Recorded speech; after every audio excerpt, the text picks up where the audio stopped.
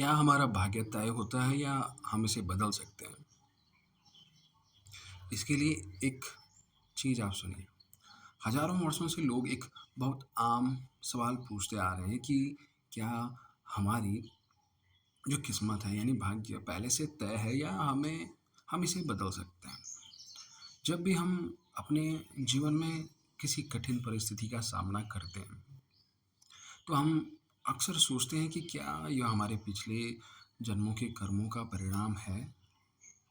और हम यह भी सोचते हैं कि क्या हमारे पिछले जो जन्मों के इन जो बुरे कर्म हैं, जो नकारात्मक कर्म हैं, इन कर्मों का प्रभाव को हमारे वर्तमान जीवन पर न पड़ने से रोका जा सकता है क्या? तो हमें क्या करना चाहिए और कहाँ से शुरू करना चाहिए?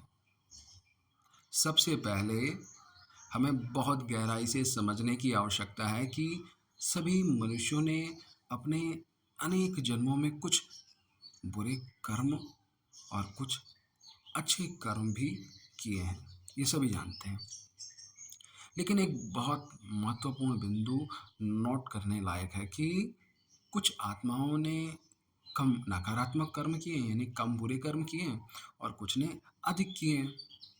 तो इसके परिणाम स्वरूप आज दुनिया में हर कोई अपने जीवन में किसी न किसी नकारात्मक परिस्थिति का सामना कर रहा है।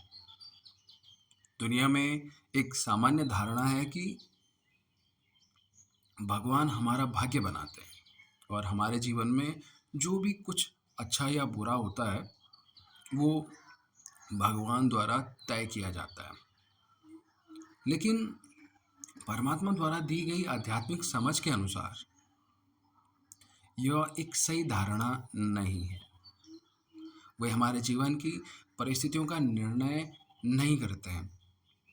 जब भी हमारे जीवन में कुछ अच्छा होता है, तो यह हमेशा हमारे पिछले अच्छे कर्मों का परिणाम होता है। साथ ही साथ कुछ विशेष परिस्थितियों में कुछ परमात्मा की मदद होती है, लेकिन सभी में नहीं। दूसरी ओर जब भी हमारे जीवन में कुछ नकारात्मक होता है, जैसे बुरे कर्म होते हैं या बुरे कर्मों का फल आता है, तो यह केवल हमारे पिछले गलत कर्मों का परिणाम होता है बस। परमात्मा हमें हमारे नकारात्मक कर्मों के लिए कोई दंड नहीं देता, कोई सजा नहीं देता है। वो ऊपर नहीं बैठा है हिसाब किताब लिखने कि हाँ तूने गलत किया, तेरे को मैं सजा दूंगा। तो हम सभी को हमारे पिछले कर्मों के आधार पर भाग्य मिलता है, लेकिन इसके साथ ही परमात्मा के मार्गदर्शन और उनके द्वारा दी गई आध्यात्मिक समझ के अनुसार वर्तमान में अपनी किस्मत बदलने के 3 तरीके हैं। 3। पहला तरीका आपको समझना है। योग के द्वारा उनसे जुड़े। योग यानी जोड़ आत्मा का उस परमात्मा के साथ। उन्हें याद करें और उनके द्वारा दी गई आध्यात्मिक समझ को सुनें। फिर आपको पता लगेगा कि हमारे हाथ में ही हमारे भाग्य बनाने की शक्ति है, जो हमारी आत्मा को शुद्ध करेगा और पिछले नकारात्मक कर्मों के बोझ को दूर करेगा। दूसरी चीज़, सकारात्मक कर्म करें जो आत्मा को 7 मूल गुणों शांति, खुशी, प्रेम, आनंद, पवित्रता, शक्ति और ज्ञान से भर देंगे और इन गुणों को दूसरों में भी बढ़ाएंगे। तीसरा है 5 मुख्य विकार, जैसे काम, क्रोध, लोभ, मोह और अहंकार। विचारों, शब्दों और कर्मों में अन्य विकारों से मुक्त रहें और इन पवित्र जीवन शैली अपनाएं।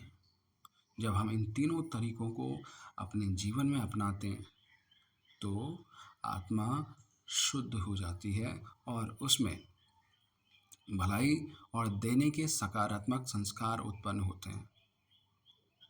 आत्मा के अंदर ये परिवर्तन उसकी किस्मत को बदलते हैं और उसके जीवन में अधिक सकारात्मक और सुंदर परिस्थितियों को आकर्षित करते हैं और उसकी नकारात्मक परिस्थितियों को सकारात्मक परिस्थितियों में बदल देते हैं। साथ ही ये उसके भविष्य की जन्मों को भी सकारात्मकता और सफलता से भर देते हैं। ओम शांति। Thank you so much.